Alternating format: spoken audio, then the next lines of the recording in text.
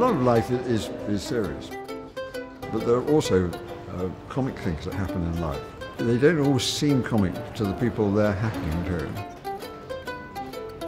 My wife says that I didn't invent some of these things. I just wrote down the kind of conversations that she and I actually have. But this is a gross libel, they're entirely fictitious. These plays have been piling up over the years, the way small plays do. And eventually, my wife rather sneakily went behind my back and told my publishers about their existence.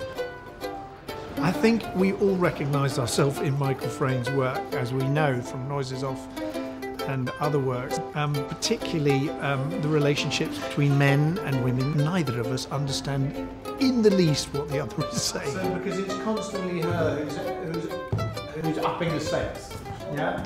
So it is like unpacking a little box of presents. They're each very different sketches. They all contain different riffs on the Frayn themes of our delicious inability to communicate with each other and the glorious absurdity of modern life. And me and you. And you and me alone. And no invitations for Tyson. And I love the way that he's not frightened to go to extremes to illustrate that point, that we all recognise the truth in every sketch.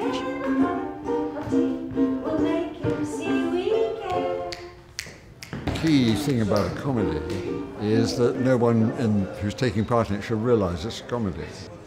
And the things that happen in comedy shouldn't seem comic to the characters involved in them. They should be irritating, embarrassing, or whatever things are in real life. I think now at this moment you've won the argument. Okay. I think it's like, come, see, we're making seaweed. You have to work very hard to appear very light and very simple. And so the cast that I went to and have secured are people who I think are really deft at that, and I admire their work a great deal. So it then becomes a collaborative journey for me, with me at the front pointing this way towards realising an evening of great lightness. You know, there's a glass of champagne and we are the popping bubbles on the top.